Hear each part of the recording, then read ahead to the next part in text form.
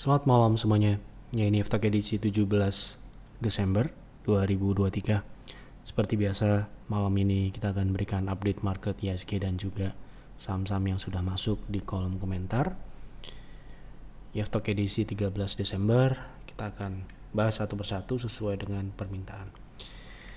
Ada beberapa yang akan kita bahas sesuai dengan apa yang ada di kolom komentar ini ya. Jadi silahkan apabila Anda ingin melihat banyak saham dibahas di F-Talk selanjutnya, silahkan isi di kolom komentar F-Talk edisi ini saham apa dan kenapa saham tersebut Anda pilih untuk dibahas di F-Talk selanjutnya.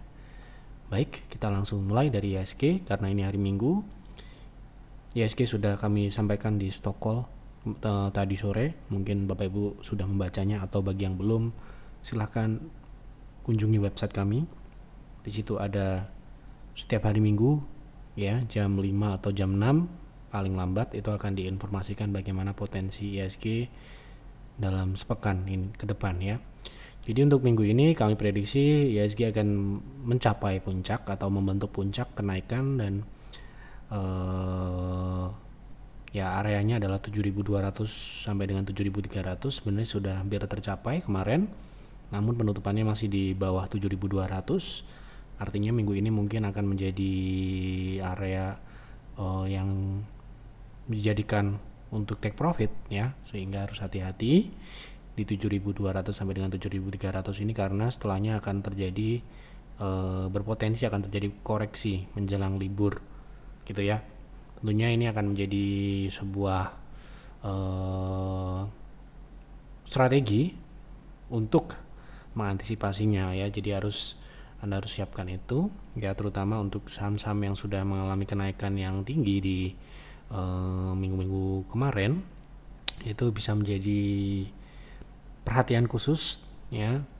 Trading boleh saja mengejar saham yang sudah naik, tetapi Anda harus tahu risiko ya. Risiko itu selalu ada di saham yang sudah naik ataupun yang belum naik, tetapi ya lagi-lagi besar dan kecilnya ini akan sangat tergantung.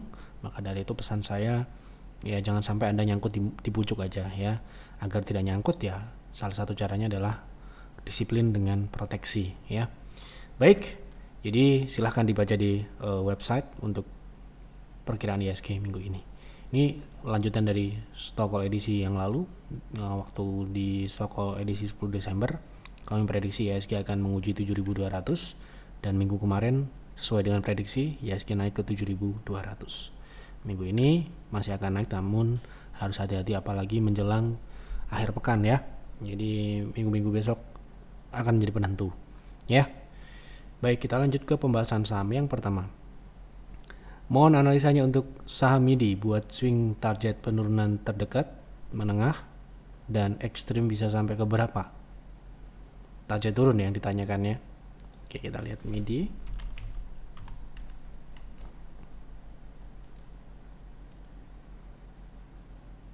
Oke. Jadi sekarangnya posisi MIDI sendiri memang rejection dari 60 ya. Setelah konsolidasi menyempit, breakdown, support. Nah, artinya ya bisa dikatakan ini adalah koreksi yang berlanjut ya. Nah, berapakah target koreksinya gitu ya? Kemungkinan ini adalah merupakan koreksi dari tren naik yang ini ya. Jadi ini adalah koreksi yang mungkin akan berjalan dalam jangka pendek menengah ya. Ini setelah stock split kemarin mengalami kenaikan dari 300-an dan sempat ke 500 gitu ya. Untuk target turun kemungkinan ya, ini akan berlanjut ya, terdekat di 360. Kemudian ini bisa ada best price di 322 itu angkanya ya. Jadi area 360 sampai dengan 320-an. Baik, sudah terjawab ya. PF mohon analisa aman. Apakah AMMN ya? Apakah penurunan belakangan ini merupakan reversal atau hanya koreksi wajar untuk naik lebih tinggi? Kami belum punya, baru mantau saja. Jujur saya terakhir beli dengan PTR di bulan 8 lalu harga 2000-an. berarti sudah sangat lama Anda beli ya di harga 2-3 ribu. Sekarang aman AMMN di berapa? Aman Mineral, wah sudah di 6.000, bahkan sempat ke 8.000 ya gitu. Ya ini merupakan saham yang juga fenomenal ya selain brand ya. Tapi kita memang tidak, terus terang kalau Anda tanya, ya sudah nggak trading saham Aman sudah lama, karena kami tidak berani beli terlalu tinggi ya, karena bukan kita nggak bisa, bukan, tetapi kami khawatir nanti ketika terjadi penurunan signifikan, member kami yang tidak terbiasa dengan proteksi, tidak terbiasa dengan stop loss, mereka akan hold dan ya membuat sesuatu yang kurang baik gitu ya. Itulah kenapa alasan kita, fokus kita di PTR adalah fokus ke saham-saham yang akan naik. Kalau sudah naik ya kita nggak mau. Ini kita trading saham Aman Mineral ini terakhir bulan, sebentar saya cari dulu di Telegram ya, karena Telegram kita terakhir di bulan Agustus ya, betul Agustus ya, Agustus awal. Kita lihat ya, waktu itu juga TPMA juga ya. Ini ya, di harga 2000-an baru kita berani beli, di atas itu ya udah, apalagi kalau udah di angka berapa ini ya, di 7.000-an 6.000-an, waduh ya gitu. Jadi kemungkinan kalau masih ada opsi yang lain, kita akan cari saham yang akan naik saja. Kalau sudah naik kita akan hindari gitu ya. Nah, kembali ke pertanyaan, menjawab pertanyaan tadi, apakah ini adalah reversal? Sebenarnya divergent itu sudah terjadi sejak bulan September yang lalu. Ini juga menjadi alasan kenapa kok kita tidak mengikuti kelanjutan dari saham Aman ini. Ini ya. Jadi di mana sebuah teknikal ini sudah menggambarkan bahwa saham ini sudah cukup tinggi untuk dibeli. Di sini sudah muncul sinyal di mana sebuah indikator yaitu MACD sudah menunjukkan sebuah divergent. Harga naik, divergent terjadi di MACD turun. Nah ini ya, jadi ini merupakan sebuah pertanda bahwa saham ini akan mencapai puncak kenaikannya, dan ini cukup resiko kalau kita tidak disiplin. Beli di harga yang sedang naik tinggi pun sebenarnya nggak jadi masalah. Jadi ada yang bertanya, kenapa kok nggak berani saham yang lagi naik nggak ditradingin gitu, padahal kan masih bisa naik lagi lebih tinggi. Ya bisa, sangat bisa, untuk profit bisa, tetapi risknya sangat besar. Risk yang sangat besar ini tentu saja tidak semua orang kan siap itu, dan saya sangat yakin ya hanya 1 dari 10 orang yang bisa menerima itu ya. Kebanyakan orang beli kalau turun ya udah dibiarin aja gitu loh. Jadi kenapa kok kita sejak 2017 itu tidak pernah mengejar-ngejar saham yang sudah naik ya. Kita tugas kita hanyalah mencari peluang saham yang akan naik ya. Nah ini reversal atau tidak, menurut kami ini sudah, signal reversal itu sudah ada sejak bulan September sampai sekarang, berarti udah 3 bulan. Padahal saham ini naik terus gitu ya. Reversal di harga, ini kita bilang di harga ya, bukan di indikator. Di sini sebenarnya ini masih masuk ke wave C ya, jadi masih memungkinkan dia untuk naik lagi sebenarnya ya. Namun ya lagi-lagi ini sudah terlalu tinggi untuk dibeli. Nah kalau kita lihat di sini kan ABC ya, wave-nya ini akan seperti ini. Kita akan lihat B naik ya, ini adalah 0,6. Kita akan lihat ya. Nah ini kalau dia turun sampai dengan sini ya, ke 4.000 lagi, berarti kita akan lihat apakah ini 0,6 atau tidak. Tepat sekali 0,6. Jadi Fibo ini ya cukup valid gitu ya. Artinya ya turunnya ini bisa ke 0,6 ya. Nah di 7.100 ini adalah swing naik ya. Ini kalau ada orang trading, swing targetnya harusnya di sini, nggak lebih dari sini harusnya ya gitu. Dan sekarang ini adalah masuk ke wave C. Wave C ini bisa 0,6 dari wave besar ataupun ekstensi dari wave A. Nah ekstensi dari wave A ini 2,6 itu bertepatan dengan level psikologis 4.000 dan 0,6 dari wave terbesarnya. Jadi tidak tertutup kemungkinan atau besar kemungkinan bahkan ya Aman ini akan berproses ya. Saya nggak bilang langsung besok turun ke sana loh, berproses turun ke sini. Apakah bisa dalam proses turunnya ini kita buat trading? Bisa-bisa aja. Tetapi bagi yang tidak mengerti apa itu arti proteksi, apa itu arti cut loss, apa itu arti membatasi risiko, jangan. Karena Anda nanti beli kemudian ternyata masih turun, Anda akan dibawa ke sini. Nah, berapa persen kah kira-kira? Ini yang sangat sulit untuk kita edukasi sebenarnya ya kepada banyak orang, karena saya rasa dari sekian banyak orang yang pernah kita handle sebagai member gitu ya, hanya sedikit saja yang memahami dengan yang artinya membatasi risk. Banyakan orang itu kalau membatasi risk itu sama dengan rugi, padahal risk itu nggak mungkin nggak ada, nggak mungkin ya, pasti akan ada ya gitu. Dan risknya ini sangat besar, 36% dari harga terakhir loh ya. Saya nggak tahu kalau yang beli di sini ya beda lagi gitu ya. Pertanyaannya apakah ini reversal? Bisa menjadi reversal karena memang sudah ada sejak bulan September sinyal reversalnya. Sinyal ya, harganya belum reversal tapi sinyalnya sudah reversal gitu loh ya gitu. Nah, ini mungkin yang terdekat dia akan uji dulu di 5.900. Kalau tembus terdekat dia akan turun ke 5.150 ini, dan mungkin ada rebound dulu mungkin. Jadi kalau mau swing, sekali lagi buat yang mau disiplin, karena di sini kebetulan 1,6 ini berkaitan dengan support yang dibentuk di bulan September yang lalu. Ya, ini mungkin akan menjadi swing point yang ya bisa terjadi gitu ya.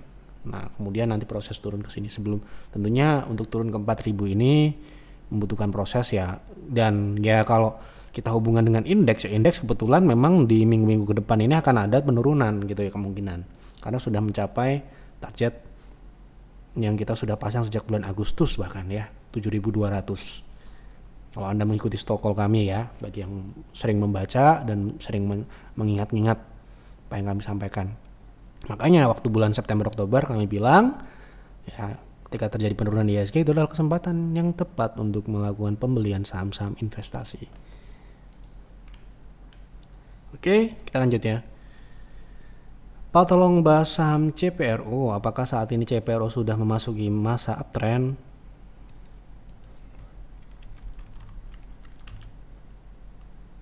Uptrend dari mana?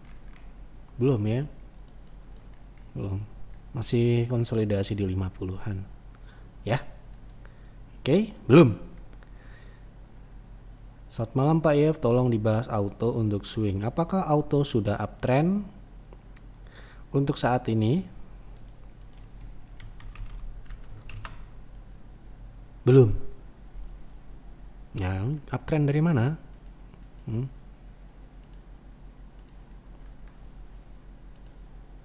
Jelas ini downtrend. Oke. Lanjut ya. Malam Pak Yev, bahas Avia. Saya lihat turun terus walau ada buyback dari Avianya. Buyback dari Avia maksudnya dari pihak manajemennya gitu, saya nggak tahu ya. Ini saya artikan seperti itu ya. Ini ya masih downtrend ya. Ini target kita di 444, kemudian ini bisa ke ekstensi selanjutnya terdekat di 370 atau 400 ini ya. Kemudian ini masih dalam tren turun dalam beberapa waktu ke depan. Oke, cukup ya.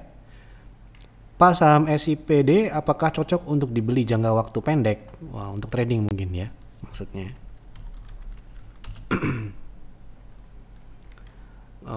Ini nggak terlalu liquid ya, jadi ini ya nggak tahu ya. Saya nggak memperhatikan berapa lotnya, tapi kelihatan dari ini lubang-lubang ini kan berarti kan kadang nggak ada transaksi ini ya gitu. Kalau saya mungkin mengabaikan itu, ini sudah naik ya posisinya sekarang ini, jadi nggak.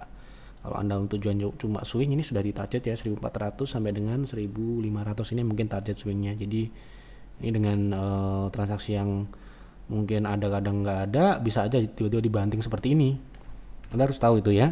Jadi resikonya seperti ini. Kita beritahu. Jadi setiap saham itu beda-beda memang ya.